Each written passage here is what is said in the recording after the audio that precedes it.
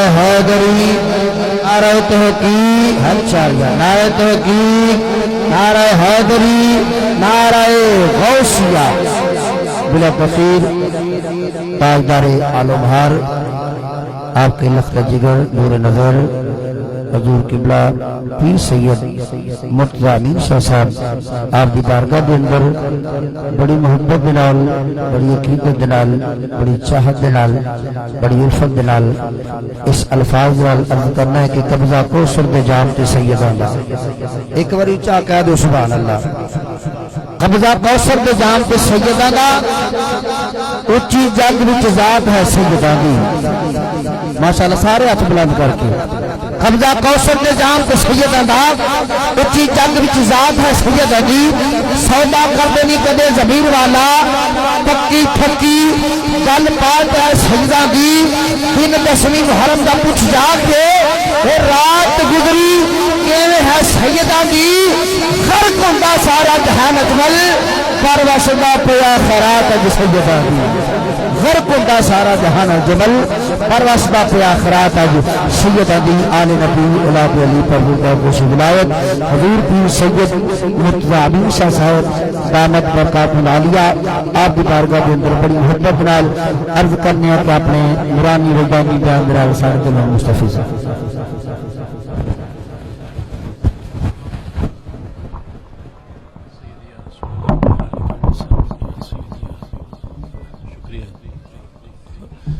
درود پاک پڑھیے.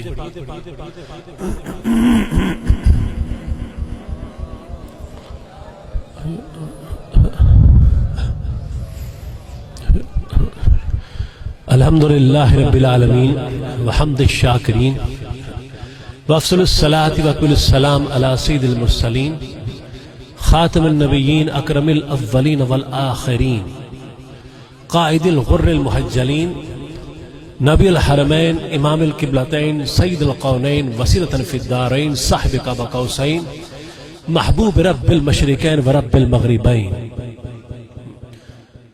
المزین بکل زین المنزح من کل شین جد الحسن والحسین نبی الانبیاء عظیم الرجاء امیم الجود والعطاء ماحی الذنوب والخطاء شفیع یوم الجزاء سر اللہ مغزون در اللہ مکنون عالم ما کان وما یکون نور الافئدة والعیون سرور القلب المحزون سیدنا و نبینا و ملجانا و مولانا و آقانا و مرشدنا حبیبنا و طبیبنا و وکیلنا و کفیلنا و عوننا و معیننا و عیننا و عیاننا و غوثنا و مغیثنا و غیثنا و غیاثنا سیدنا و مولانا ابی القاسم محمد صلی اللہ علیہ وآلہ وسلم نبی المبعوث رحمت للعالمین وعلی آلہ طیبین الطاہرین وازواج الطاہرات امہات المومنین واصحاب المکرمین المعظمین وعلی سائر اولیاء امت الکاملین العالفین وعلماء ملت الراشدین المرشدین والعنم اجمعین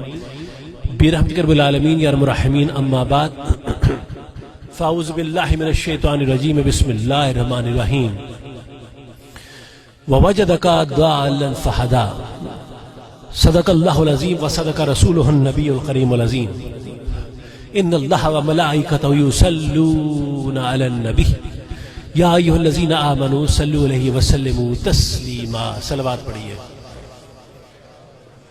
درشی پڑھیے باواز بلند.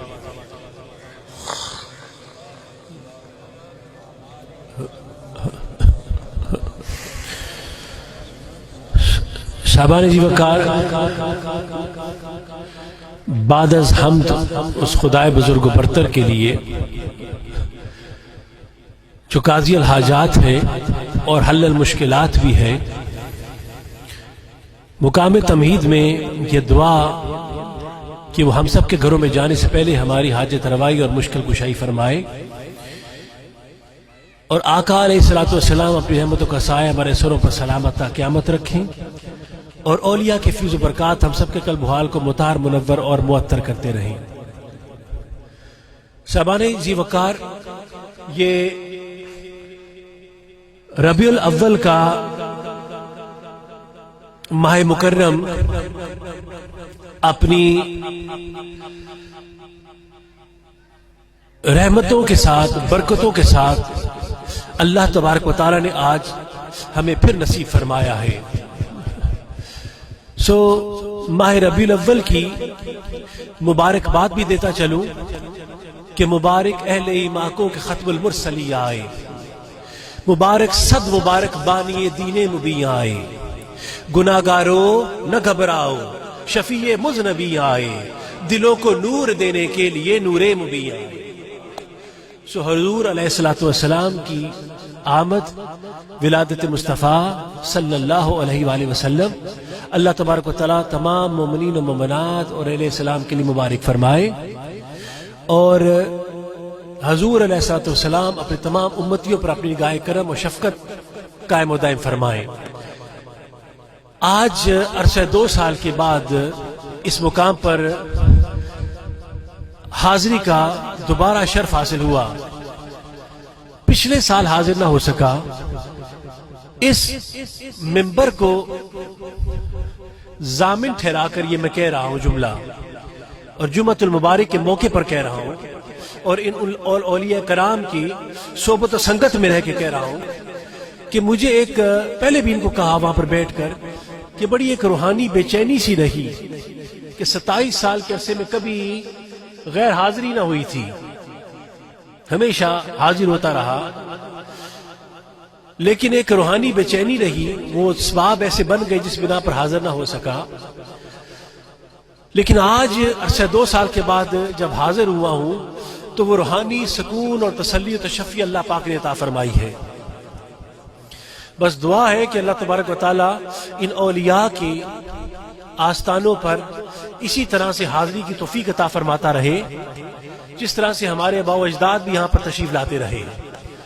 اور مجھے یہ کہنے میں کوئی عار نہیں ہے کہ 211 کی گلیاں گواہ ہیں کہ کس طرح سے ہمارے پیر نے یہاں پر کلمہ پڑھایا ہے، یہ گلیاں بھی گواہ ہیں، اس کی مٹی گواہ ہے کس طرح سے ہمارے حضرات مشائخ نقشبند نے یہاں پر لوگوں کے دلوں پر اپنی نگاہ فرمائی ہے، اور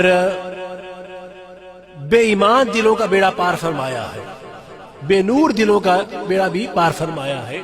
اللہ تبارک و تعالیٰ آج بھی ان کے باطنی تصرفات پر قائم و دائم فرمائے۔ شاہبان جی وقار، یہ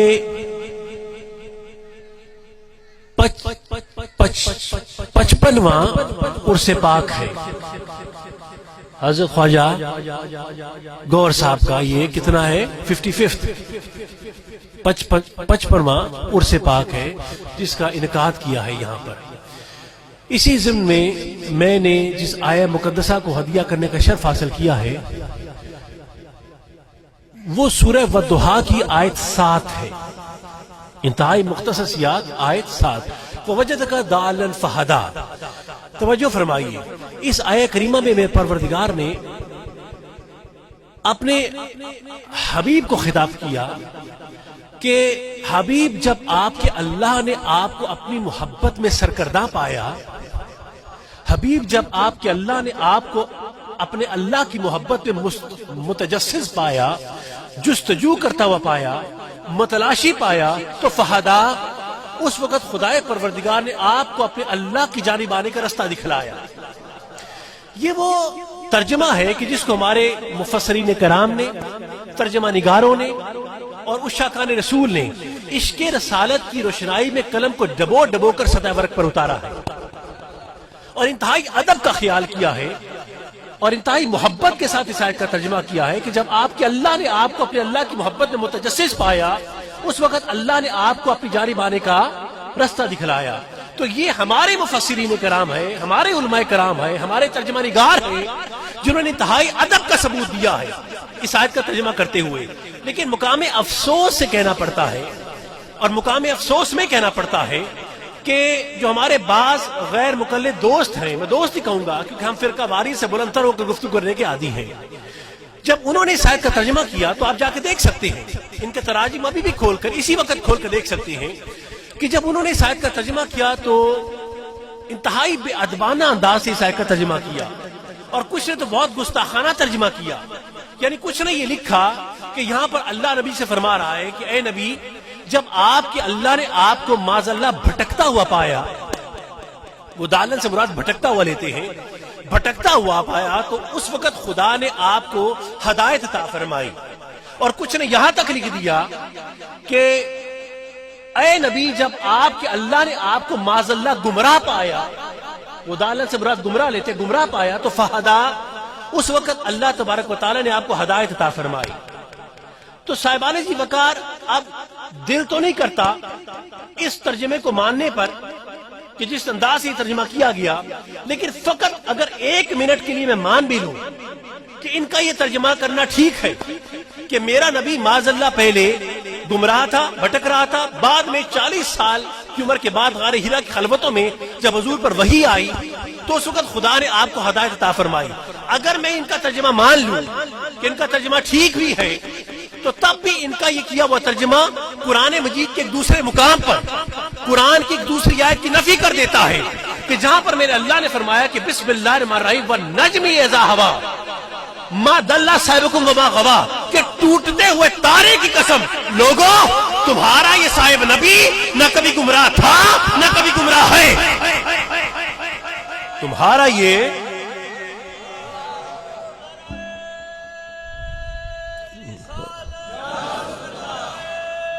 آپ غور کر رہے ہیں؟ یعنی اگر میں مان لوں، یہ کہتے ہیں کہ 40 سال کی عمر سے پہلے معاذ اللہ میرا نبی بھٹک رہا تھا، گمراہ تھا، حضور ہدایت پر نہیں تھے، اس کے بعد اللہ تبارک و تعالیٰ نے آپ کو ہدایت عطا فرمائی، میں مان بھی لوں، اگر مان لوں تو بذات خود قرآن ان سے مناظرہ کر لیتا ہے، اور قرآن کہتا ہے کہ وَالنَّجْمِ إِذَا هَوَىٰ مَا ضَلَّ صَاحِبُكُمْ وَمَا غَوَىٰ، کہ ٹوٹتے ہوئے تارے کی قسم، لوگوں تمہارا یہ صاحب نبی نہ کبھی گمراہ تھا نہ کبھی گمراہ ہے۔ تو حضور جیسے 40 برس کی عمر سے پہلے ہدایت پر تھے، ویسے ہی 40 برس کی عمر کے بعد بھی ہدایت پر تھے۔ یا اگر میں اپنے الفاظ کو تبدیل کر دوں کہ میرے مصطفیٰ کی ذات پاک ہی ہدایت ہے، حضور سر سے لے کے پاؤں تک حضور ہدایت ہی ہیں، حضور کا پیکر، حضور کا وجود ہی خدا نے ہدایت بنا کر نازل فرمایا ہے۔ 40 برس سے پہلے جیسے حضور تھے ویسے 40 برس کے بعد بھی حضور ہیں۔ اب بات تو مکمل ہے، کمپلیٹ ہوگی، فنش، خلاص، مکمل ہے کہ جیسے حضور کی ذات پاک 40 برس سے پہلے، ویسے غار ہرا خلوتوں میں جب وحی آئی اس کے بعد ہی میرے نبی کی عمر ویسے ہی تھی، جیسے پہلے ویسے حضور بعد میں بھی تھے۔ لیکن میں چاہتا ہوں کہ حدیث پاک سے بھی اس گفتگو پر مور لگ جائے۔ دیکھیے یہ ماہ مکرم ہے اور کچھ درسیہ انداز میں گفتگو ہوگی۔ اب چونکہ ولادت باسعادت کا مہینہ ہے تو کچھ ولادت ہی کی بات ہوگی، کچھ ولادت کا، وہ بچپن کی جو پھبن ہے میرے نبی کی، وہ نوری نوری مکھڑا میرے نبی کا، آمنہ کے لال کا جب آیا دنیا میں تو کچھ اس نوری نوری مکھڑے کی بات ہوگی۔ میرا نبی چلتا کیسے تھا، میرے نبی کے بچپن کا حسن کیسا تھا، کچھ اس کی بھی بات ہم کریں گے۔ توجہ کر رہے ہیں آپ؟ اچھا، اب حدیث پاک سے بھی اس بات پر مور لگتی جائے کہ بھئی میرے نبی کی 40 برس کی عمر جو پہلے گزری ہے اور جو 40 برس سے بعد کی عمر گزری ہے، اس میں بنیادی فرق کیا تھا؟ اب اس کا کمپیریزن کرنا ہے، اس میں بنیادی فرق کیا تھا؟ یہ سنیے گا، حدیث پاک ہے، متفق علیہ حدیث ہے، بخاری مسلم دونوں میں آئی ہے، اور دیگر کتب حدیث صحیح ستہ میں اس حدیث کو بیان کیا گیا، اور حضرتنا انس بن مالک اور حضرتنا ابو موسیٰ اشعری رضی اللہ تعالیٰ عنہما یہ سر فہرست ہیں اس حدیث کو بیان کرنے میں، باقیوں نے بیان کیا ہے لیکن ان کے نام خصوصیت سے سامنے آئے۔ اب میں تمام حدیثوں کا ایک اجمالی خاکہ سا، ایک خلاصہ بنا کر میں آپ کی خدمت میں ہدیہ کر رہا ہوں۔ ایک روز میرے نبی نے غالباً ظہر کی نماز پڑھائی اور پڑھا کر حضور منبر پر تشریف فرما ہوئے۔ اب غور کر رہے ہیں، حضور منبر پر تشریف فرما ہوئے۔ دیکھیں اس حدیث کو بخاری کی جلد اول میں اس کو بیان کیا گیا، یعنی اس کے اندر ایک باب قائم کیا گیا، باب الغضب فی الموعظۃ والتعلیم، یہ کتاب العلم کے اندر باب ہے۔ اس کے اندر کل 3 حدیثیں ہیں، کتنی؟ 3، ان میں سے ایک حدیث کو پیش کر رہا ہوں، اور اسی کو بخاری کی جلد 6 کی کتاب الاعتصام میں بھی بیان کیا گیا ہے۔ اب میں حوالے پیش کر دیے ہیں، اب یہ حدیث کا خلاصہ سنیے۔ ایک روز میرے نبی منبر پر تشریف فرما ہوئے، نماز پڑھائی، منبر پر آئے، حضور کے چہرے پر عجیب غضب کے اثرات تھے، جلال کی، اور حضور کا چہرہ ہلکا سا سرخ ہو رہا تھا، اور حضور جیسی ممبر پہ بیٹھے تو میرے نبی نے مجمع کو مخاطب ہو کر کہنا شروع کیا کہ سلونی سلونی، پوچھو جو کچھ مجھ سے پوچھنا چاہتے ہو، اگر تم مجھ سے پوچھو گے تو میں تمہیں ہر چیز کا حرام و حلال بیان کروں گا۔ توجہ ہے آپ کی؟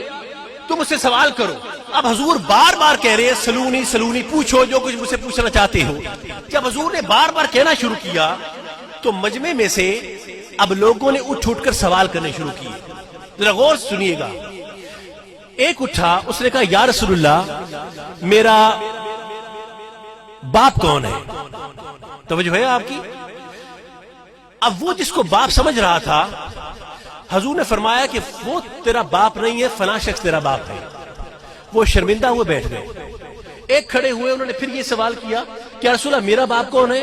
ان کو بھی یہ جواب ملا، وہ بھی شرمندہ ہوئے بیٹھ گئے۔ اب میں احتیاطاً ان کے نام نہیں لے رہا، ورنہ تاریخوں نے ان کے نام بھی لکھے ہیں، اب جا کے دیکھ سکتے ہیں اگر کوئی دیکھنا چاہے۔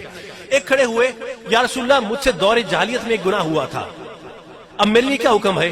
تو حضور نے فرمایا کہ تو جنتی ہے، تو اسلام میں آ گیا تو جنتی ہے۔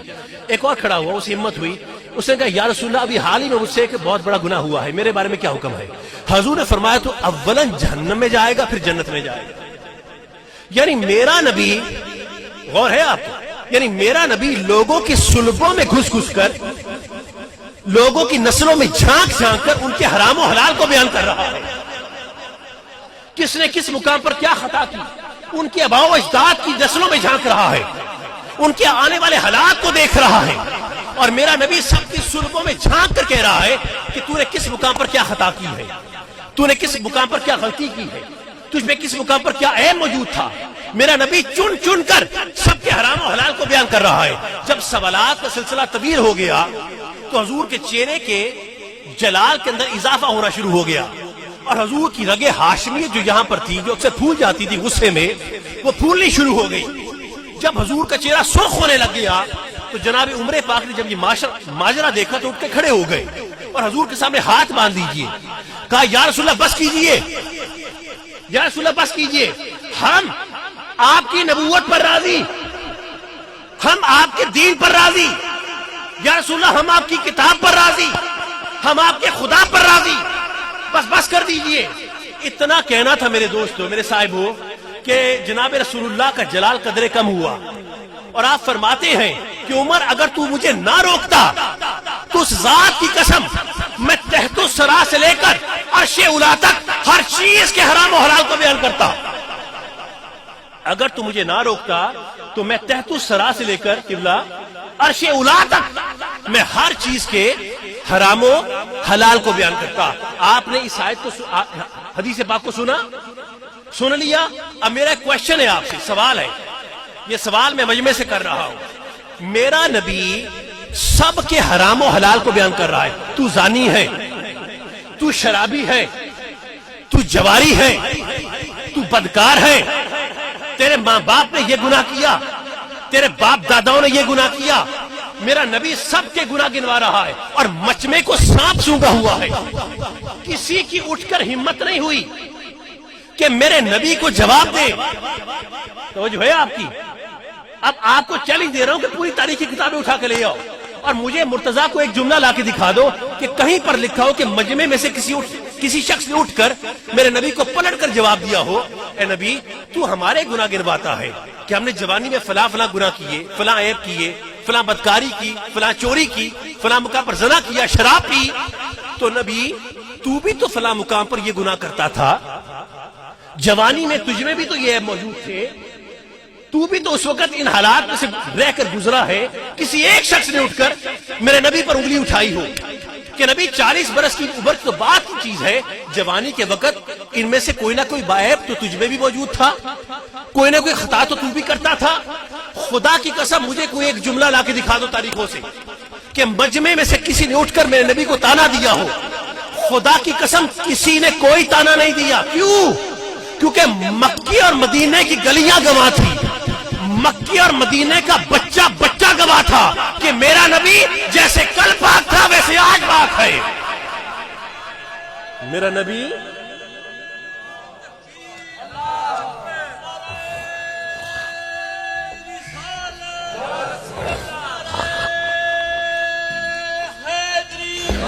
اب غور کر رہے ہیں؟ یہ بات بیان کرنی بہت ضروری تھی، بہت ضروری تھی، کیونکہ دائیں بائیں سے بہت باتیں کی جاتی ہیں، اور آج یہ بیان کرنا بہت ضروری تھا۔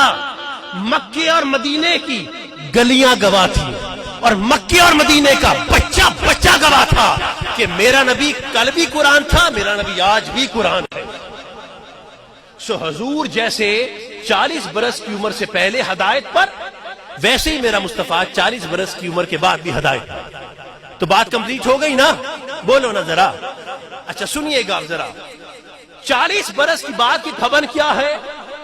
وہ بہت مرتبہ سنا آپ نے، دلم سے سنا ہوگا، حضرت سے سنا ہوگا، یہاں کی علماء سے سنتے ہوں گے آپ کہ 40 برس کے بعد سیرت کی کیا کہانیاں تھیں، اور حضور کا فیض کیسے فیض رساں تھا۔ سنا ہے نا کہ نہیں سنا آپ نے؟ آپ سن رہے ہیں بیٹا؟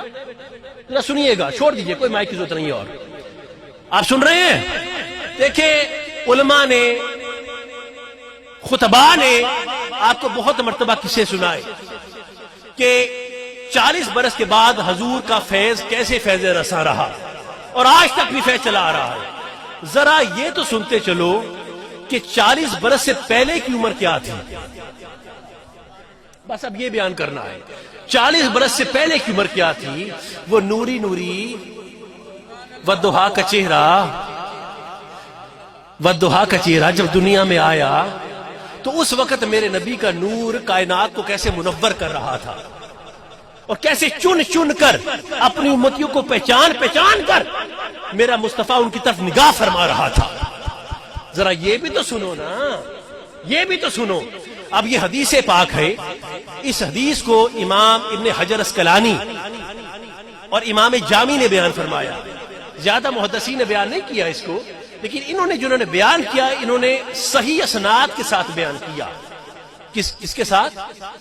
صحیح اسناد کے ساتھ، اور کچھ نے کہا کہ حسن صحیح، جو صحیح سے بھی بلند ہے، ان اسناد کے ساتھ اس حدیث پاک کو بیان فرمایا۔ سنیے گا کہ میرے نبی کا بچپن کیسا تھا۔ فرماتے ہیں کہ حضور کے ایک صحابی تھے جن کا نام تھا بابا رتن ہندی۔ کیا تھا؟ بابا رتن ہندی۔ آپ ہندوستان کے رہنے والے تھے۔ محدثین نے، تاریخ دانوں نے لکھا ہے ہندوستان میں ایک گاؤں تھا بٹھنڈا۔ کیا؟ بٹھنڈا ایک قصبہ نما گاؤں تھا، وہاں کی یہ رہنے والے تھے۔ ان کا مرکز انور بھی وہیں پر ہے، مرجع خلائق بنا ہوا ہے، فیض تقسیم کر رہا ہے۔ محدثین کے مطابق یہ حضور کے صحابی تھے، ان کا نام رتن تھا۔ جب یہ اسلام لائے تو ان کی فرمائش پر حضور نے ان کا نام تبدیل نہیں فرمایا تھا، جیسے سلمان فارسی کا نام حضور نے تبدیل نہیں فرمایا، صہیب رومی کا نام بھی حضور نے تبدیل نہیں فرمایا، اسی طرح سے رتن ہندی کا نام بھی حضور نے ان کی فرمائش پر مصطفیٰ نے تبدیل نہیں فرمایا تھا۔ رتن ہندی کی خصوصیت یہ ہے کہ اللہ تبارک و تعالیٰ نے ان کو 700 سال سے زائد عمر دی تھی، more than 700 years، 700 سال سے زائد عمر پائی۔ یعنی کوئی تھوڑی عمر نہیں ہوتی، یہ بہت لمبی عمر ہے، بہت لمبی عمر ہے۔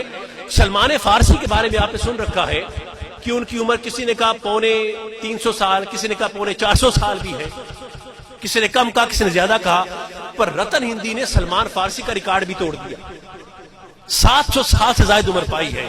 اب ذرا سنیے گا، جب حضور کا وصال ہوا، رتن ہندی واپس بٹھنڈا میں آ گئے، ہندوستان میں آ گئے، تو لوگ ان کے پاس آتے تھے اور آ کے پوچھتے تھے کہ رتن ہندی ہمیں اپنے اسلام لانے کا واقعہ بیان کیا۔ ہائے، آپ نے اس نوری نوری مکھڑے کی زیارت کیسے کی؟ اس چہرے نے آپ کے دل کو کیسے مو لیا؟ وہ واللیل کی جو زلف جب کھلتی ہوگی تو کس طرح سے اس کی رحمت کے سائے آپ کی ذات پر پڑے کہ آپ کے دل کا تمام کفر دور ہو گیا اور ایمان آپ کے دل میں جاگزی ہو گیا۔ رتن ہندی ہمیں اپنے اسلام لانے کا واقعہ بیان فرمایا، تو آنے والوں کو ایک کہانی بنا کر، ایک کہانی کی صورت میں واقعہ بیان فرماتے تھے جب میں 16 سال یا 17 برس کا تھا تو میں شام کا تاجر بن گیا۔ شام، ملک شام، اس کی طرف تجارت کے لیے جاتا تھا۔ فرماتے تھے ہمارے ہاں دستور ایسا تھا کہ ہم 1 سال تیاری کرتے تھے، سامان اکٹھا کرتے، اور پھر اگلے سال ہم تجارت کے لیے نکلتے تھے۔ فرماتے ہیں ایک مرتبہ جب تجارت کے لیے نکلے شام کے لیے تو رستے میں ہمارا گزر مکے کے قریب ایک بستی سے ہوا. بڑا خوبصورت واقعہ ہے, ذرا غور سے سنیے گا. مکے کے قریب ایک بستی سے ہمارا گزر ہوا. فرماتے ہیں وہ برسات کے دن تھے, برساتی نالے برساتی چشمے بہ رہے تھے, اور عرب کی زمین پر جہاں پانی اکٹھا ہوتا ہے نا, جسے خم کہتے ہیں, پانی اکٹھا ہوتا ہے, وہ بڑی اہمیت کی حامل ہوتی ہے وہ جگہ, کیونکہ لوگ اپنی ضرورت وہاں سے پوری کرتے ہیں, مویشی بھی وہیں پر لاتے ہیں, خود بھی پانی وہیں سے پیتے ہیں, بھیڑو وغیرہ, اونٹ وغیرہ, بکریاں وغیرہ وہیں پر لے کر آتے تھے. فرماتے ہیں کہ جب ہم اس بستی میں پہنچے تو برساتی نالے بہ رہے تھے, پانی بہ رہا تھا, اور لوگ مویشی لے کے لائے ہوئے تھے چرانے کے لیے, گھاس وغیرہ بھی تھی. فرماتے ہیں جب وہاں پہنچے تو وہاں پر ہماری نظر ایک 3 یا 4 برس کے انتہائی خوبصورت عربی بچے پہ پڑی. 3 یا 4 برس کا, قبلہ بولیے, 3 یا 4 برس کا انتہائی خوبصورت عربی بچہ. کہتے ہیں بچہ کیا, جیسے 14ویں کا چاند ہوتا ہے, 14ویں کے چاند کے چہرے والا بچہ. کہتے ہیں ہماری آنکھوں نے اپنی زندگی میں اتنا پیارا بچہ کبھی نہیں دیکھا تھا. کہتے ہیں اس کو تکتے جاتے تھے ٹکٹکی باندھ کر, ہم اس کی تعریف کرتے اور اس کے بنانے والے کی تعریف کرتے. تھلے وہ کتنے چل رہا ہے, اس کو بٹھاؤ نیچے, کتنے چل رہے ہو, چلو ٹھیک ہے, جان دیو. اب جب یہاں تک بیٹھے ہو نا تو ذرا قائم ہو کے بیٹھنا, آپ کے وضو کی ذمہ داری میرے سپرد ہے. ٹھیک, جب جماعت ہوگی اس وقت آپ کو اجازت دی جائے گی, لیکن جب تک ہو یہ گفتگو سنیے. اگر یہ نہ سنا تو پھر کچھ نہ سنا. اب ذرا سنیے گا. فرماتے ہیں کہ وہاں پر برساتی نالے بہ رہے تھے, ہماری نظر خوبصورت بچے پہ پڑی. ہماری آنکھوں نے اتنا حسین و جمیل بچہ اپنی زندگی میں کبھی نہیں دیکھا تھا, بہت پیارا بچہ. ہم اس کی تعریف کرتے اور اس کے بنانے والے کی تعریف کرتے کہ اس خالق نے کیا شاہکار تخلیق کر دیا ہے. کہتے ہیں کہ وہ بچہ اپنی بکریاں چرا رہا تھا, وہ 3 یا 4 برس کا بچہ بکریاں چرا رہا تھا. کہتے ہیں بکریاں چراتے چراتے وہ خوبصورت بچہ, چاند کے چہرے والا بچہ برساتی نالے کے پاس آیا. بکریاں ساری برساتی نالا انہوں نے پھلانگنا شروع کر دیا. فرماتے ہیں کہ جب سب بکریاں نالا پھلانگ کے چلی گئیں تو پیچھے وہ بچہ رہ گیا. اب بچہ سوالیہ نظریں لے کے دیکھتا ہے دائیں بائیں, جیسے کہہ رہا ہو کہ کوئی آئے اور مجھے بھی یہ نالا پار کرا دے. یا میں جملہ بدل دوں, دیکھ رہا تھا کہ کوئی رتن ہندی آئے اور میں اسے اس کا مقام بیان کر سکوں, یہ جملہ ٹھیک ہے. تو آپ فرماتے ہیں اس بچے نے ہماری طرف دیکھا, ہم نظریں بھانپ گئے, ہم قریب گئے. وہ بچہ عربی تھا, ہم عجمی تھے, ٹوٹی پوٹی عربی ہمیں آتی تھی, اشاروں کنایوں میں بات ہوئی. ہم نے پوچھا کہ آپ کیا یہ نالا پار کرنا چاہتے ہیں؟ تو بچے نے اس بات میں سر ہلایا کہ ہاں میں نالا پار کرنا چاہتا ہوں. رتن ہندی فرماتے ہیں میں آگے بڑھا اور بچے کو اپنے کندھوں پہ سوار کر لیا. اس خوبصورت بچے کو, حسین بچے کو اپنے کندھوں پہ, شانوں پہ بٹھا لیا اور اس کو میں نے انہیں نالا پار کرا دیا. فرماتے جب نالا پار کرا کے نیچے اتارا تو کہتے اس خوبصورت بچے نے, عربی بچے نے, 14ویں کے چاند کے چہرے والے بچے نے اپنے حسن کی طرح ہمیں اتنی حسین دعا دی, بہت خوبصورت دعا دی. کہا جا اللہ تیری عمر دراز کرے. ہائے, وہ پیارا بچہ کیا کہتا ہے رتن ہندی کو, جا اللہ تیری عمر دراز کرے, جا اللہ تیری عمر دراز کرے, جا اللہ تیری عمر دراز کرے. فرماتے اس بچے نے 7 مرتبہ اس دعا کو دہرایا. کتنی مرتبہ؟ 7 ٹائمز, 7 مرتبہ اپنی دعا کو دہرایا کہ اللہ تیری عمر دراز کرے. ہم بڑے خوش بھی اور حیران بھی کہ کتنا پیارا بچہ کتنی پیاری دعا دے رہا ہے اور کتنی پرمغز دعا دے رہا ہے کہ اللہ تیری عمر دراز کرے. خیر بات ختم ہو گئی. فرماتے ہیں کہ ہم سامان تجارت لے کر شام کو روانہ ہو گئے. بچہ بکریاں لے کے اپنے رستے پہ چلا گیا. اب اہل سمندری آپ کہہ لیجئے کہ اس واقعے کو تقریباً 30 سال کا عرصہ بیت گیا, 30 ایئر اندازاً کہہ لیں, 30 سال کا عرصہ بیت گیا. فرماتے ہیں کہ اب ہماری بھی عمر ہو گئی تھی. رتن ہندی فرماتے ہیں تو ہم اپنے گاؤں میں بیٹھے تھے بٹھنڈا میں, جیسے آپ کے گاؤں میں دیرے نہیں ہوتے جہاں پر پرانے دوست بیٹھ کے گپے لگاتے ہیں شام کے وقت، اکثر بورڈ کا درخت لگا ہوتا ہے اور اس کے نیچے بیٹھ کے وہ دوست یار گپے لگاتے ہیں. تو فرماتے ہیں ہمارے جو گاؤں کا دہرہ تھا ہم وہاں پر بیٹھ گئے اور کچھ دوست گپے لگا رہے تھے، ہم سب مل کے خوش گپیوں میں مصروف تھے. رات کا وقت تھا، رات گہری ہو رہی تھی اور سامنے چاند چمک رہا تھا، پورے اپنے جمال کے ساتھ مہتاب چمک رہا تھا. فرماتے ہیں ہم نے کیا دیکھا کہ ہمارے دیکھتے دیکھتے چاند ہماری نظروں کے سامنے دو ٹکڑے ہو گیا. چاند دو ٹکڑے ہو گئے، ایک ٹکڑا ادھر گیا ایک ٹکڑا ادھر گیا. پھر ہم نے دیکھا کہ دونوں ٹکڑے جڑ بھی گئے، دونوں ٹکڑے جڑ بھی گئے. ہم بڑے حیران اور ششدر رہ گئے کہ ہم نے تاروں کا ٹوٹنا تو دیکھا بھی، سنا بھی، افلاک پہ چاند کا ٹوٹ جانا ایسا منظر ہماری آنکھوں نے پہلی مرتبہ دیکھا تھا. ہم بڑے حیران ہوئے یہ دیکھ کر. کہتے ہیں کہ تہمات کا علاقہ تھا، بت پرستی کا دورہ تھا. اب جتنے بت اتنی کہانیاں بن گئی. ہر کوئی کہتا تھا کہ یہ ہمارے فلاں بت کی کرامت ہے، ہر کوئی کہتا ہمارے فلاں خدا کی فلاں اوتار کی کرامت ہے. سو جتنے خدا تھے اتنے قصے مشہور ہو گئے. فرماتے ہیں یہاں پر تارے کا ٹوٹنا مان نہیں ہوتا تھا، ادھر تو پورا چاند ہی ٹوٹ گیا تھا. تو جتنے لوگ تھے انہوں نے کہانیاں بنانی شروع کر دی. اب یہ بات جنگل میں آگ کی طرح پھیل گئی کہ آسمان پر چاند ٹوٹتا ہوا دیکھا گیا ہے. اب جنہوں نے دیکھا یقین کر رہے تھے، جنہوں نے نہیں دیکھا کچھ یقین کرتے کچھ شک میں پڑے ہوئے تھے. توجہ ہے آپ کی. اب فرماتے ہیں کہ جب یہ بات بہت پھیل گئی تو چونکہ ہم عرب کی طرف جاتے تھے سامان تجارت لے کر، تو عرب کے تاجر بھی ہمارے ہاں آیا کرتے تھے سامان تجارت لے کر، وہ بھی ہمارے ہاں آیا کرتے تھے. فرماتے ہیں کہ کچھ تاجر آئے، کچھ تاجر اسی عرصے میں ہمارے ہاں آئے. تو جب ان سے گفتگو ہوئی اور گفتگو چل نکلی، چونکہ واقعہ بہت عام تھا اس لیے بچے بچے کی زبان پر تھا، تو ہم نے انہیں بھی گفتگو میں شامل کیا کہ ہمارے ہاں بٹھنڈا میں چاند کو دو ٹکڑے ہوتے دیکھا گیا ہے، کیا آپ کے عرب میں بھی دیکھا گیا ہے؟ کیا آپ کے بولیے عرب میں بھی دیکھا گیا ہے؟ تو تاجروں نے جواب دیا کہ دیکھنا کیا ہے، یہ تو ہمارے علاقے کا واقعہ ہے، یہ تو ہمارے عرب شریف کا واقعہ ہے. رتن ہندی فرماتے ہمارے رونگٹے کھڑے ہو گئے. ہم نے کہا کیا آپ کے عرب کا واقعہ؟ وہ کیسے؟ انہوں نے کہا ہمارے عرب میں ایک بستی ہے مکہ، ایک بستی ہے مکہ، اس میں ایک ہاشمی قریشی جوان گزرا ہے، نام اس کا محمد ہے صلی اللہ علیہ وسلم، نام اس کا محمد ہے. انہوں نے دعوی نبوت کیا ہے کہ میں اللہ کا آخری نبی ہوں، آخری کتاب اور آخری دین لے کے آیا ہوں. انہوں نے یہ دعوی نبوت کیا ہے. اور کافروں نے یہ کہا کہ تو جادوگر ہے، معاذ اللہ تو جادو چلاتا ہے، ہم تجھے اس وقت مانے کہ آسمان پر کچھ کر کے دکھا. تو ان کی فرمائش کو پورا کرنے کے لیے اس جوان محمد نے صلی اللہ علیہ وسلم انہوں نے اپنی انگلی کا اشارہ کیا اور ہلکی سی جنبش دی اور چاند دو ٹکڑے ہو گیا. اور پھر آپ نے اشارہ فرمایا تو دونوں چاند کے ٹکڑے دوبارہ مل گئے.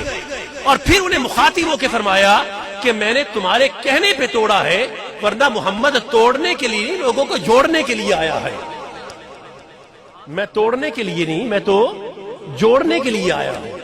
تو سنا آپ نے؟ جب یہ بات رتن ہندی نے سنی تو رتن ہندی فرماتے ہیں کہ میرے دل کی گھنٹیاں بج اٹھی. دیکھیں جذبات میرے ہیں لیکن الفاظ حدیث پاک کی بیان کر رہا ہوں.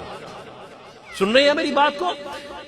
فرماتے ہیں کہ میرے دل کی گھنٹیاں بج اٹھی اور دل میں شوق پیدا ہوا کہ زندگی نے مہلت دی تو ایک مرتبہ تو اس جوان کی زیارت ضرور کروں گا جس نے چاند کو ٹکڑے کر دیا.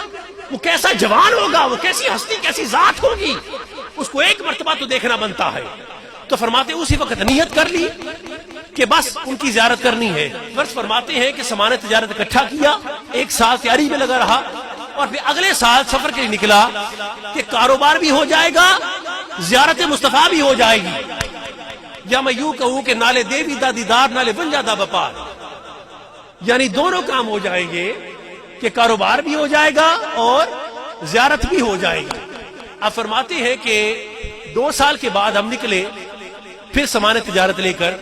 ہم نے روٹ بدلا اور بدل کر جب ہم مکہ شہر پہنچے تو مکہ میں جا کے ہم نے لوگوں سے پوچھنا شروع کیا کدھر ہے وہ جوان محمد صلی اللہ علیہ وسلم، کدھر ہے وہ ہاشمی قریشی جوان جنہوں نے آسمان پر چاند کو 2 ٹکڑے کر دیا؟ ہم بٹھنڈا سے آئے، ہندوستان سے سفر کر کے آئے ہیں، ان کی زیارت کرنا چاہتے ہیں، کدھر ہے وہ؟ کدھر ہے وہ بدوہا کا چہرہ؟ تو مکے والوں نے کہا کہ آپ نے آنے میں کچھ تاخیر کر دی ہے، وہ اب یہاں نہیں رہتے، وہ ہجرت کر کے مدینہ چلے گئے ہیں، وہ ہجرت کر کے مدینہ شریف چلے گئے ہیں۔ اب فرماتے ہیں کہ ہماری نیت تو مضبوط تھی، اسی وقت ارادہ کیا کہ نہیں مدینے بھی جانا ہے۔ کہتے کچھ دوست ہمارے ساتھ ہو گئے اور کچھ جو تھے وہ شام کو نکل گئے۔ فرماتے ہیں ہم چند ساتھیوں کے ساتھ مل کر ہم مدینہ شریف چل پڑے۔ جب کچھ ایام کی مسافت طے کرنے کے بعد مدینہ شریف پہنچتے ہیں، پھر وہی سوال، کدھر ہے وہ جوان، وہ ہاشمی قریشی جوان جس کا نام محمد ہے صلی اللہ علیہ وسلم، کدھر ہے وہ؟ ہم بٹھنڈا ہندوستان سے آئے ہیں زیارت کے لیے، پہلے مکہ گئے، مکہ سے مدینہ آئے ہیں، ان کو ملنا چاہتے ہیں، ان کا شورا سن کے آئے ہیں۔ تو مدینے والوں نے کہا کہ وہ مسجد میں اپنے یاروں کے ساتھ بیٹھے، اپنے یاروں کے ساتھ، اپنے پیاروں کے ساتھ بیٹھے۔ فرماتے ہیں ہم جب مسجد میں داخل ہوئے تو جیسی مسجد میں داخل ہوئے تو کیا دیکھتے ہیں کہ سامنے چاند چمک رہا ہے، وہ چاند چمک رہا ہے، اور آپ کے اصحاب ہمیں ایسے محسوس ہوا جیسے ٹمٹماتے ہوئے تارے، جلملاتے ہوئے تارے۔ فرماتے ہیں رتن ہندی حدیث پاک میں کہ میں اسی وقت نورانی ماحول دیکھ کر ہی متاثر ہو گیا کہ اتنا خوبصورت نورانی ماحول میں نے کبھی نہیں دیکھا تھا۔ فرماتے میں ان کے طریقے کے مطابق میں نے جوتیاں اتاری ہم سب نے، اور اتار کر آگے بڑھے، حضور کی بارگاہ میں حاضر ہوئے، سلام عرض کیا، اور سلام عرض کرنے بعد کہا حضور میں رتن ہندی ہندوستان بٹھنڈا سے آیا ہوں، یا رسول اللہ آپ کی زیارت کرنے آیا ہوں، آپ کا شورا سن کے آیا ہوں کہ آپ نے چاند کو 2 ٹکڑے کر دیا، حضور کمال کر دیا آپ نے، یہ کمال کا معجزہ دکھا دیا آپ نے، یہ کمال کا شرف اللہ نے آپ کو عطا فرمایا ہے، اور حضور ہم زیارت بھی کرنے آئے ہیں اور یہ بھی چاہتے ہیں کہ جیسے آپ نے آسمان پر چاند کو 2 ٹکڑے کیا، ہمیں بھی کوئی ایسا معجزہ دکھا دے تاکہ ہم بھی آپ پر ایمان لے آئیں، ہم بھی تائب ہو جائیں، ہمارے دل میں بھی اسلام گھس جائے اور ہمارے دل میں بھی ایمان آ جائے، اور آپ کے دین قیم پر ہم بھی کاربند ہو جائیں، آپ کا کلمہ پڑھ لیں، ہمیں بھی کوئی ایسا معجزہ دکھا دے۔ تو حضور نے رتن ہندی کے چہرے کی طرف دیکھا اور حضور ہلکا سا مسکرائے اور مسکرا کے فرماتے ہیں رتن ہندی کوئی نیا معجزہ دکھاؤں یا وہ چشمے کی 7 دعائیں کافی ہیں؟ کوئی نیا معجزہ دکھاؤں یا وہ چشمے کی 7 دعائیں کافی ہیں؟ جب تجھے کہا تھا کہ جا اللہ تیری عمر دراز کرے، جا اللہ تیری عمر دراز کرے، جا اللہ تیری عمر دراز کرے، حضور نے 7 مرتبہ، 4 سال کی عمر تھی حضور کی، حضور نے 7 مرتبہ دعا کو دہرایا، اور اللہ پاک نے ہر دعا کے بدلے میں رتن ہندی کو 100 سال کی عمر عطا کی۔ 700 سال کی عمر میری مصطفیٰ کی دعا کا نتیجہ، اور جو اوپر عمر تھی وہ ان کی اپنی عمر تھی۔ صاحبوں کہنے کا مقصد یہ ہے کہ جو نبی 4 سال کی عمر میں نہ اپنی دعا کو بھولتا ہے، نہ قبلہ اپنی دعا کی قبولیت کو بھولتا ہے، نہ جس کو دعا دی جا رہی ہے نہ اس کے چہرے کو بھولتا ہے، نہ اپنے فیض نبوت کو بھولتا ہے، تو وہ یہ بھول جائے گا کہ وہ نبی کب کا ہے، وہ 40 برس سے پہلے نبی تھا یا 40 برس کے بعد نبی تھا؟ نادانو وہ اس وقت بھی نبی تھا جب کہنے والے نے کہا کہ کن فیکون تا کر دی گالے وسا اگے پریت لگائی تو میں حرف نشان نہ جو تو دیتی میم گواہی، وہ تو اس وقت بھی نبی تھا۔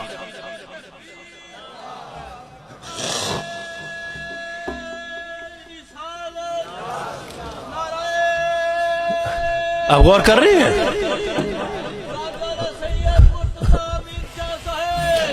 توجہ ہے آپ کی؟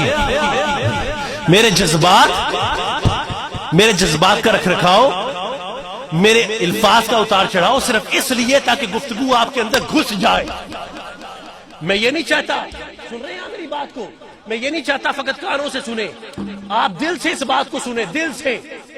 وہ جس سے محبت ہو نا اسے کہا جاتا ہے دل کردہ تیرے ٹیڈے چڑھ جاؤ، یہ ایک عام محاورہ بولا جائے جسے محبت اسے کہتے ہیں کہ دل کرتا ہے تیرے ٹیڈے چڑھ جاواں. سو میں چاہتا ہوں کہ محبت رسول کی کہانی آپ کے پیٹ کے اندر گھس جائے تاکہ کوئی اسے نکال نہ پائے, کوئی اسے وہاں سے نچوڑ نہ پائے. یہ دل میں بھی راسخ ہو جائے, آپ کے رگوں پہ ماں کے اندر گھس جائے. حضور علیہ الصلوۃ والسلام کا بچپن کا فیض کیسے فیض رساں تھا کہ کن فیکون تکل دی گل اسا اگے پریت لگائی تو میں حرف نشان نہ حاجد دتی مین گواہی. تو حضور تو اس وقت بھی نبی تھے کہ جب کچھ بھی نہ تھا, جب کچھ بھی نہ تھا. مصطفیٰ کا نور تو اس وقت بھی فیض رساں تھا. رتن ہندی نے پھر 15 دن اسی وقت اسلام قبول کیا. آپ نے حضور کے ہاتھوں میں ہاتھ دیا, 15 دن مصطفیٰ کے بعد پاس قیام کیا اور ایک غزوہ چل رہا تھا. اس غزوے میں شامل ہوئے, پھر غازی بن کے واپس لوٹے. پھر اللہ نے دوبارہ توفیق نہ دی کہ دوبارہ حضور کی زیارت ہو سکے, دوبارہ یہ شرف نہ ملا. تو ہم بھی یہی نیت لے کر حضور کے روزے پہ جاتے ہیں اور ہاتھ باندھ کر سلام کرتے کہ یا رسول اللہ امتی حاضر ہے. جیسے رتن ہندی کے لیے فرمایا تھا کہ جا اللہ تیری عمر دراز کرے, ہمارے لیے بھی ایک پکار آ جائے تو ہمارا اللہ دونوں جہاں ہمارا بیڑا پار کر دے. یہی نیت لے کر ہم بھی جاتے ہیں روزہ رسول پر کہ جیسے رتن ہندی کو بچپن میں فرما دیا تھا آج حضور تلوار میان سے باہر آ چکی ہے.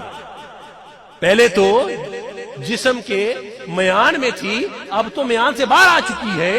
اس لیے حضور نگاہ کرم فرمائیے جیسے اس کا بیڑا پار ہو گیا ہمارا بھی بیڑا پار ہو جائے.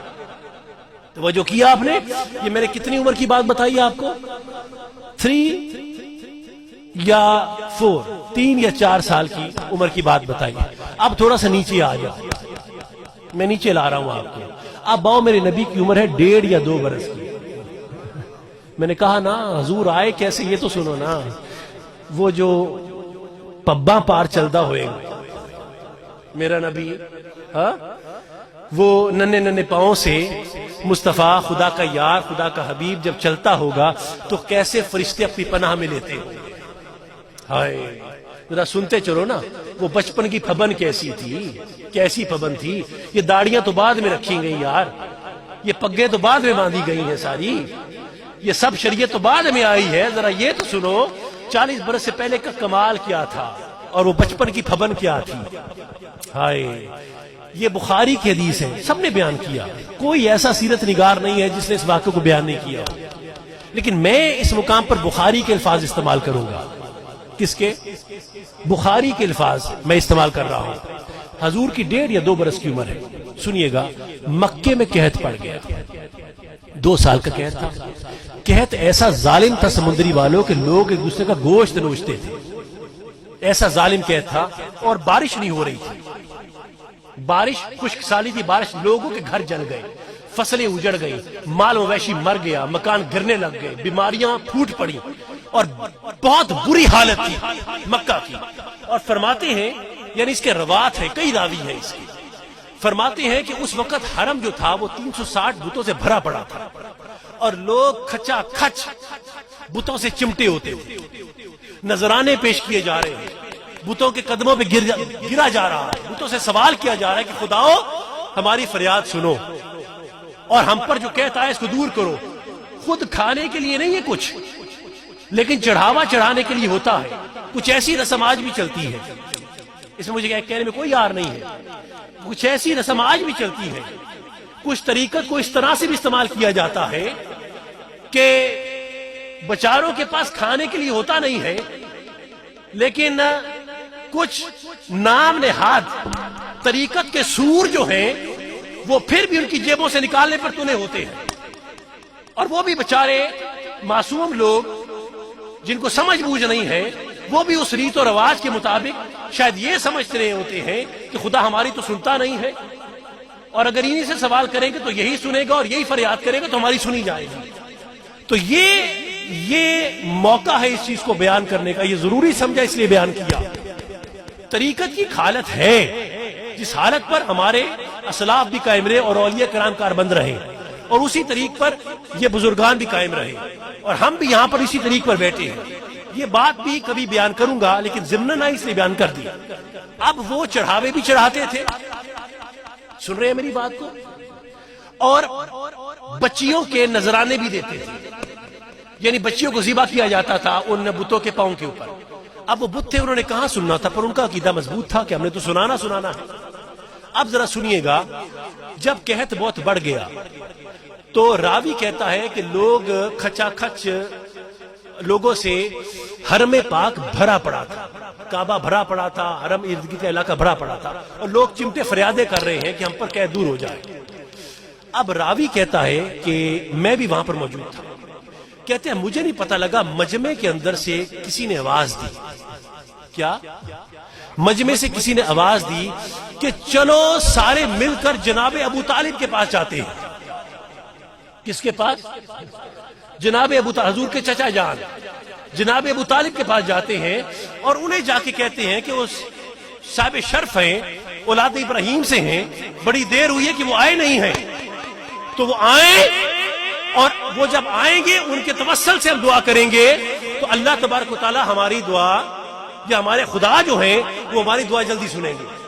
اب غور کر رہے ہیں, میں اس لیے بیان کے اندر وقفہ نہیں ڈال رہا کہ اذان ہو رہی ہے, لیکن اس لیے وقفہ ڈال رہا ہوں کہ یہ خلل نہ ڈالے ہماری گفتگو میں, اس لیے 2 منٹ کا وقفہ لے رہا ہوں. یہ ضروری گفتگو ہے, اب کہاں ہر چوراہے پہ سنو گے. اب اس کو غریب مت جانو, ان دقیقوں کے لمحات کو ذرا غریب مت جانو. فرماتے ہیں کہ چلو سب ابو طالب کے پاس چلتے ہیں, اولاد ابراہیم میں سے ہیں, صاحب شرف ہیں, ان کے وسیلے سے دعا کریں گے تو ہمارے خدا قبلہ ہماری دعا جلدی سن لیں گے, یہ کیا دور ہو جائے گا. اب راوی کہتے ہیں کہ اس بات کو ذہن میں رکھیے گا, جبکہ سب لوگ بتوں سے چمٹے ہوئے تھے. میں نے کیا کہا؟ جبکہ سب لوگ بتوں سے چمٹے ہوئے تھے. فرماتے ہیں کہ کچھ معزز قریش کے سردار مل کر جناب ابو طالب کی طرف گئے. سننے والی بات ہے, حضرتنا ابو طالب کی طرف گئے, اور راوی کہتے میں بھی چل پڑا. وہاں پر جا کر ہم نے جناب ابو طالب سے سوال کیا کہ بڑی دیر ہوئی ہے, آپ آئے نہیں حرم کی طرف, اور قحط جو ہے وہ دور نہیں ہو پا رہا, ہم چاہتے ہیں کہ آپ آئیں, آپ کے وسیلے سے دعا کریں گے تو ہماری خدا ہماری دعا جلدی سنیں گے, آپ ہمارے ساتھ چلیں. اب میں سمندری والوں ایک کوشچن کر رہا ہوں, جبکہ سب لوگ بتوں کی طرف جا رہے تھے, چاہیے تو یہ تھا نا کہ ابو طالب بھی ان کے کہنے پر بتوں کی طرف جاتے. بولے نا, چاہیے تو یہ تھا نا کہ حضور کے چچا جان علی پاک کے والد بزرگوار جو ہیں جناب ابو طالب, وہ بھی ان کے کہنے پہ بتوں کی طرف جاتے.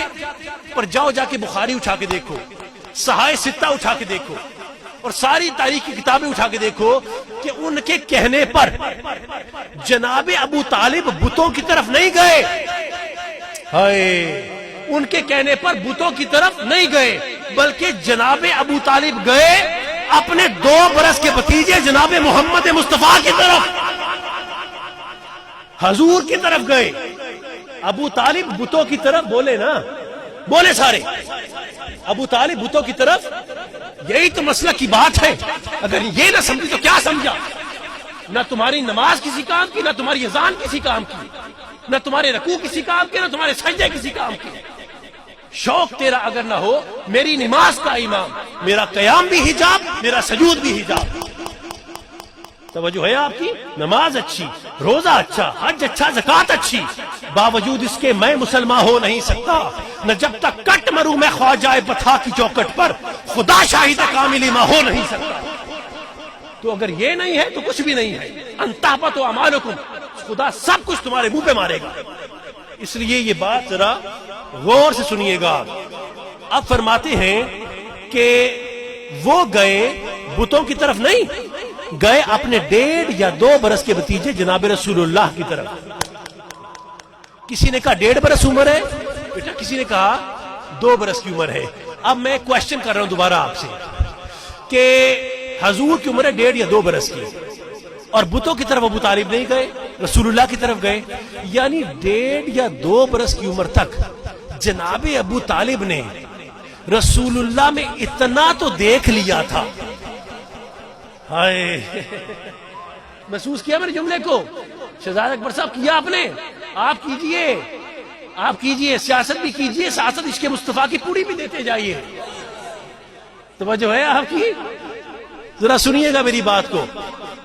فرمایا کہ وہ رسول اللہ کی طرف گئے، یعنی 1.5 برس کی عمر میں ابو طالب نے نبی میں اتنا تو دیکھ لیا تھا کہ انہیں پتا تھا کہ بتوں کی طرف جانے سے بہتر ہے اس کی طرف آنا. تو جو چچا اپنے بھتیجے کی 1.5 برس کی عمر میں اتنا دیکھے کہ وہ 1.5 برس کی عمر میں بھی بتوں کی طرف نہیں جاتا اور رسول اللہ کی طرف جاتا ہے، تو جب حضور کی عمر 40 برس کی ہو گئی ہوگی تو جناب ابو طالب نے نبی میں کتنا کچھ دیکھا ہوگا. تو جو 1.5 برس کی عمر چھوڑ کر بتوں کی طرف نہیں گیا تو کیا وہ 40 برس کی عمر میں نبی کو چھوڑ کر بتوں کی طرف جا سکتا تھا؟ خدا کی قسم ہمارا یہ عقیدہ ہے کہ ایسی ساری حدیثیں بکواس ہیں کہ جس کے اندر یہ کہا جائے کہ جناب ابو طالب کا ایمان کامل نہیں تھا. ہمارا عقیدہ ہے کہ آپ کا ایمان بھی کامل تھا، آپ کے دادا جان ہو، آپ کے والدین کریمین ہو، آپ کی دائی حلیمہ ہو، جناب سویبہ ہو، میرے پورے محمد مصطفیٰ کا شجرہ ہی پاک تھے. میرے نبی کا پورا شجرہ ہی بولے پاک ہے. تیری نسل پاک میں ہے بچہ بچہ نور کا، تو ہے عین نور تیرا سب گھرانہ نور کا. یہ گھرانہ آدم سے لے کے چلا آ رہا ہے. توجہ ہے آپ کی؟ حضور کا ایک نسبت پاک ہے، حضور کی ایک نسبت مطہر ہے. اب ذرا سنیے گا جس مقصد کے لیے حدیث کو بیان کیا. اب جب وہ پلٹے جناب رسول اللہ کی طرف، 1.5 برس کی عمر ہے، سرفراز صاحب حضور کو اٹھایا گود میں. ایک روایت ہے کہ حضور کو گود میں اٹھایا، دوسری روایت ہے کہ حضور کی انگلی پکڑی، ہاتھ پکڑا. معزز ہے کہ آپ کو گود میں اٹھایا. گود میں اٹھانے کے بعد اب گئے جناب ابو طالب کعبہ کی طرف. حضور کے بغیر نہیں گئے، حضور کو ساتھ لیا اور ساتھ لے کے اب گئے حرم کعبہ کی طرف. جب کعبہ میں پہنچے، راوی کہتے ہیں ہم ساتھ تھے. فرماتے جب کعبہ میں پہنچے تو فرماتے ہیں کہ جب کہ سب لوگ بتوں سے چمٹے ہوئے تھے، جناب ابو طالب نے جاتے سار رسول اللہ کو بازوں سے اٹھا کر بلند کیا، آپ کی پشت مبارک کو کعبے کی دیوار کے ساتھ لگا دیا. لگا کے اب جناب ابو طالب نے دعا کیا کی؟ دوبارہ کہہ رہا ہوں، جب کہ سب لوگ بتوں کو پکار رہے تھے، ابو طالب نے کسی بت کا نام نہیں لیا بلکہ دعا کیا کی؟ اے میرے رب، اے میرے رب، تو میرے بھتیجے محمد کے وسیلے پر ہم پر بارش نازل فرما. راوی کہتا ہے کہ ابھی ابو طالب کے الفاظ ہوا میں معلق تھے کہ خدا نے مکے پر اتنی بارش نازل فرمائی کہ 3 دن تک ہماری گلیوں سے پانی ختم نہیں ہوا. 3 دن تک. غور کیا آپ نے؟ اتنی بارش نازل فرمائی، بولیے اتنی بارش 3 دن تک نازل فرمائی کہ ہماری مکے کی گلیوں سے پانی ختم نہیں ہوا. الفاظ بدل دو. وہ جو قطرہ بارش کا زمین کی طرف آ رہا تھا نا، وہ زبان حال سے یہ پکارتا ہوا کہہ رہا تھا کہ یا رسول اللہ تو کائنات عبد ہے اور حسن ازل جس کی نہیں نظیر وہ تنہا تمہیں تو ہو، تخلیق کائنات کا منشا تمہیں تو ہو، خالق کے دل کی پہلی تمنا تمہیں تو ہو. تو حضور کی ذات خدا کے دل کی تمنا ہے. تو جو دل کی تمنا ہو نہ دانو اس کے بارے میں خیال کرنا کہ وہ نبی کب کا ہے. وہ 40 برس سے پہلے نبی بنا یا 40 برس کے بعد نبی بنا، وہ تو اس وقت بھی نبی تھا جب کہنے والے نے کہا کہ کرسی عرش نہ لوہو قلم سی تے نہ سورج چند ستارے، وہ تاوی نور محمد والا دیندہ سی لشکار. وہ تو اس وقت بھی نبی تھا. وہ تو اس وقت بھی نبی تھا جب کچھ بھی نہ تھا. سن رہے ہیں میری بات کو؟ دیکھیں آپ جس بھی عقیدے اور سوچ کے مالک ہیں، جس بھی مذہب کے مالک ہیں، لیکن آپ ہو تو نبی کے نا. ہاں آپ ہو تو نبی کے نا. تو نبی کا ذکر سن کے چہرے کھل جانے چاہیے، چہرے کھل جانے چاہیے. میں نے ہمیشہ کہا کہ محمد کے ہو تو پھر محمد کے بن کے دکھاؤ، محمد کے ہو تو محمد کے بن کے دکھاؤ. یہ ذکر ایسا ہے کہ مومنوں کے چہروں پر خوشیاں لے کے آتا ہے. مسکراہٹیں لے کے آتا ہے. اس ذکر کی خاصیت ایسی ہے. سمجھ رہے ہیں میری بات کو؟ اس ذکر سے خدا خوش ہوتا ہے اور خدا چاہتا ہے کہ میرے بندے بھی خوش ہو جائیں. ٹھیک ہو گیا؟ تو میں کہاں تک لے کے آیا آپ کو؟ 1.5 یا 2 برس کی عمر تک. اب اور نیچے آ جاؤ، بس اور نیچے آؤ میرے نبی کی اس عمر پر جب حضور دنیا میں تشریف لائے. حضور بولیے دنیا میں تشریف لائے. اب بہت طویل واقعہ ہے لیکن میں بیان نہیں کروں گا، بس ایک چیز اس میں سے بیان کرنی ہے. حلیمہ سعدیہ مدینے میں داخل ہوئی، نہ مکے میں داخل ہوئی اپنے شوہر کے ہمراہ. توجہ ہے آپ کی؟ شوہر کے ہمراہ. سب دائیاں بچے لے جا چکے. حضور نے کسی کو پسند ہی نہیں کیا. حضور نے کسی کو پسند ہی نہیں کیا. اب حلیمہ سعدیہ مذہباً عیسائی ہیں. کیا ہے؟ آپ عیسائی مذہب سے تھی، لیکن چونکہ ابھی تک حضور نے اعلان نبوت نہ فرمایا تھا اس لیے عیسیٰ مسیح کی شریعت نافذ تھی. اس لیے جناب حلیمہ سعدیہ مومنہ تھی، ابھی منسوخ نہیں ہوئی تھی شریعت عیسیٰ جو تھی وہ بولیے منسوخ نہیں ہوئی تھی. ویسے بھی فرماتے ہیں شاہ عبد الحق محدث دہلوی، آپ فرماتے ہیں کہ جب حلیمہ سعدیہ رسول اللہ کے پاس آئیں تو حضور نے سفید کمبل میں لپٹے ہوئے تھے. ذرا تصور میں لائیے، میرا نبی سفید کمبل، پر نور چہرہ، چھوٹا، ابھی دنیا میں شیر خوار کی عالم ہے ظاہری عمر کے اندر، اور حضور کمبل میں لپٹے ہیں. حلیمہ سعدیہ اوپر جھکی. شاہ عبد الحق فرماتے ہیں اوپر جھکی. حضور نے حلیمہ کو دیکھ کر تبسم فرمایا، مسکرائے. حضور کے ننھے ننھے دہنے مبارک سے نور کی شعائیں نکلی اور حلیمہ سعدیہ کے قلب کے آر پار ہو گئی. شاہ عبد الحق فرماتے ہیں کہ حلیمہ نے مومنہ ہو کر میرے نبی کو دودھ پلایا. مومنہ ہو کر میرے نبی کو دودھ پلایا. کچھ ایسا ہی حال جناب سویبہ کے ساتھ بھی ہوا تھا، جنہوں نے پہلی مرتبہ حضور کو دودھ پلایا تھا. ان کے ساتھ بھی ایسا ہوا. توجہ ہے آپ کی؟ اچھا، اب فرماتی ہیں کہ جب حضور مسکرائے تو حلیمہ کے دل کی محبت جاگ گئی رسول اللہ کے لیے. آپ نے اٹھایا اور سینے سے لگا. حلیمہ میں تیرے مقدرات صدقے تو آقا دا جھولا جھلیندی بھی ہو سے. کتنی جٹکی بات ہے اور کتنی پیاری بات ہے. مقدر کیسے جاگے؟ فرماتے جیسے سینے سے لگایا تو خدا نے خوراک کو جاری فرما دیا حلیمہ سعدیہ کے اندر رسول اللہ کے لیے.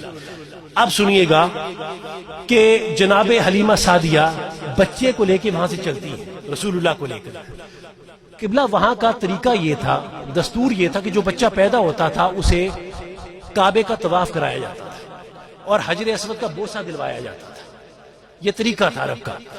اب فرماتے ہیں کہ وہ رسول اللہ کو لے کے چلی جا کے حجر اسود کا بوسہ دلوائیں، کعبے کا طواف ہو.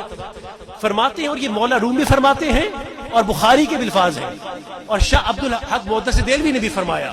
فرماتے ہیں کہ جیسے میں کعبہ کی طرف گئی تو حتیم کی طرف سے مجھے ٹھنڈی ٹھنڈی ہوائیں آئیں. ٹھنڈی ٹھنڈی ہوائیں آتی تھی اور فرماتے ہیں مجھے کچھ غیبی آوازیں آتی تھی جسے میں گھبرا گئی. میرے بچے کو اور ساتھ چمٹا لیا آپ نے. فرماتی ہے اب جب میں نے طواف کعبہ شروع کیا تو فرماتی ہے میری حیرت کی انتہا نہ رہی کہ جہاں جہاں سے گزرتی تھی بت اوندے منہ گرتے چلے جاتے تھے. میں جہاں جہاں سے گزرتی تھی طواف میں بت اوندے منہ گرتے چلے جاتے. فرماتی ہے مجھے محسوس ہو گیا کہ میری گود میں کوئی صاحب شرف آ گیا. میں نے بچے کو اور ساتھ لگا لیا، چمٹا لیا اپنے ساتھ. فرماتی ہیں کہ جب میں طواف پورا کیا تو حجر اسود کے پاس آئی. اب شاہ عبداللہ کے الفاظ سنیے گا. فرماتی ہیں کہ میں نے چاہا کہ بچے کو قریب کروں تاکہ رسول اللہ حجر اسود کا بوسہ لے لیں. تو فرماتے ہیں کہ جیسے ہی میں نے بچے کو قریب کیا تو رسول اللہ نے پتھر کا بوسہ کیا لینا تھا، وہ پتھر تھوڑا سا باہر پھولا اور میرے نبی کے لب و رخسار کو چومنا شروع کر دیا. اس حجر اسود نے میرے نبی کو چومنا شروع کر دیا. اب صاحبو سنو میری بات، سن رہے ہو میری بات کو؟ حجر اسود نے میرے نبی کو چومنا شروع کر دیا. حدیث پاک ہے. فرماتی ہے اسی وقت میں نے بچے کو لیا اور میں گئی اس ڈاچی کی طرف. کون سی ڈاچی؟ آپ بیان کرتے ہیں ڈاچی کون سی؟ وہ لنگڑی ڈاچی, وہ سب سے پیچھے رہ جانے والی ڈاچی جو ہار گئی تھی آتے ہوئے, سب سے پیچھے رہ گئی, جو لنگڑا کے چلتی تھی. اور سب محدثین نے لکھا کہ اس کی پسلیاں نظر آتی تھی. کیا پسلیاں؟ اتنی دبلی پتلی تھی کہ پسلیاں نظر آتی تھی. فرماتے ہیں محدثین کہ جیسے ہی جناب رسول اللہ کو لے کر اس پر بیٹھی تو وہ لنگڑی ڈاچی, دبلی ڈاچی پھول کر کپا ہو گئی, موٹی ہو گئی, پھول کر کپا ہو گئی اور لگی دوڑنے, دڑا دڑ دڑا دڑ دڑا دڑ دڑا دڑ, مصطفیٰ کو بکاتی جاتی ہے, اپنے مقدروں پر ناز کرتی چلی جاتی ہے. اب سنا آپ نے یہاں تک. اب میں کوشچن کر رہا ہوں, صاحب دل سے کر رہا ہوں, صاحب عقل و شعور سے بھی کر رہا ہوں. مجھے بتائے ڈاچی کیا ہے؟ قبلہ ڈاچی کیا ہے؟ جانور. ڈاچی کیا ہے؟ بیٹھ جائیے. ڈاچی کیا ہے؟ بولے سب آخری دفعہ پھر. ڈاچی کیا ہے؟ جانور. جانور کو پتہ لگ گیا کہ میرے اوپر نبی سوار ہے. ان ملاؤں کو آج تک پتہ نہیں لگا, ان کو آج تک پتہ نہیں لگا. ایک جانور کو پتہ لگ گیا کہ میرے اوپر نبی سوار ہے, اور یہ آج تک بحث کر رہے ہیں کہ 40 برس کی عمر میں نبی بنا, یا 40 برس کے بعد نبی تھا, یا 40 برس سے پہلے نبی تھا. نادانو, ڈاچی کو پتہ لگ گیا, کھجوروں کو پتہ لگ گیا, حلیمہ کی بکریوں کو پتہ لگ گیا, کعبے کے بتوں کو پتہ لگ گیا, چاند سورج ستاروں کو پتہ لگ گیا, حجر اسود کو پتہ لگ گیا, سب کو پتہ لگ گیا کہ نبی آ گئے. تمہیں آج تک پتہ نہیں لگا؟ ہم سے پوچھو, ہم بیان کریں کہ مصطفیٰ تو اس وقت بھی نبی تھا جب نہ یعقوب تھا, نہ یوسف تھا, نہ آدم تھا, نہ یونس تھا, نہ ادریس تھا, نہ عیسیٰ تھا, نہ یحییٰ تھا, نہ ابراہیم تھا, نہ چنی تھی, نہ چنا تھا, نہ ای تھی, نہ آ تھا, نہ جماعتات, نہ نباتات, نہ حیوانات, نہ فلکیات, نہ آبیات, نہ انسانات, کچھ بھی نہ تھا. ایک نور تھا, اور اس نور میں یا خدا تھا یا مصطفیٰ تھا, یا خدا تھا. اس نور میں یا خدا تھا یا مصطفیٰ تھا. تو یہاں تک قرارداد پاس ہو گئی. سب ہاتھ اٹھائیں. یہ قرارداد پاس ہو گئی. ہاتھ نیچے کریں کہ حضور جیسے کل ہدایت پر تھے ویسے آج ہدایت پر, جیسے آج ہدایت پر ویسے کل بھی ہدایت پر. نہ حضور کی زندگی میں 40 برس سے پہلے کوئی فرق پڑا, نہ 40 برس کے بعد کوئی فرق پڑا. حضور پہلے بھی اپنے مرتبے میں فائز تھے, حضور بعد میں مرتبے میں فائز ہیں, اور حضور قیامت تک اس مرتبے میں فائز رہیں گے. کیوں؟ کیونکہ حضور جیسے کل موجود تھے ویسے آج موجود ہیں, ویسے قیامت تک موجود رہیں گے. یعنی روشن ہے نقش سید ابرار آج بھی, محفوظ ہے حضور کا کردار آج بھی, سنتے ہیں کان آپ کی گفتار آج بھی, نظروں میں ہے وہ عالم انوار آج بھی. 21 قدا حضور کی مشہود ہے یہاں, میرا رسول آج بھی موجود ہے یہاں. میرا رسول آج بھی موجود ہے یہاں. سو صاحبان جی وقار, اسی مقام تک لانا تھا کہ جس مقام تک یہ بیان کر سکوں کہ ولادت کا مہینہ, حضور کی ولادت باسعادت کا مہینہ, حضور تشریف لائے دنیا میں, مرحبا مرحبا کر رہی ہے یہ زمین و زمان, یہ چنین و چنا, اور خدا چاہتا ہے کہ تم بھی کرو مرحبا مرحبا کہ حضور تشریف لائے ہیں. سو میں دوبارہ دعا گوں کہ اللہ تبارک و تعالی جناب رسول اللہ صلی اللہ علیہ وآلہ وسلم کی ولادت باسعادت کے صدقے میں آپ کی رحمتوں کا سایہ ہم سب کے سروں پر سایہ فکر فرمائے, اور اولیاء 11 شریف کے فیض و برکات کو, اور آل و مہار کے بزرگان کی فیض و برکات کو اللہ تبارک و تعالی آپ سب کے قلب و ذہن پر منتشر فرمائے, اور آپ پر ایسی باتیں تصرفات کی نگاہ ہو جائے کہ دل جو ہیں اس کے انوار و تجلیات سے جگمگ جگمگ جگمگ کرنے لگ جائیں. وما علینا الا البلاغ وصلی اللہ تعالی علی رسول خیر خلقہ محمد و آلہ وصحبہ اجمعین. جنہیں آپ نے سنتیں پڑھنی ہیں وہ سنتیں ادا فرمائیں. طیبہ کا چاند جی سوہانی گھڑی چمکا, طیبہ کا چاند اس دل فروز سعد پہ لاکھوں سلام مصطفیٰ جان رحمت پہ لاکھوں سلام شمع بز میں ہدایت پہ جس کی ماں فاطمہ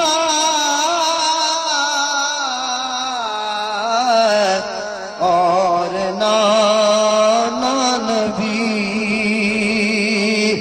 جس کا بھائی حسین اور بابا علی اس حسین ابن حیدر پہ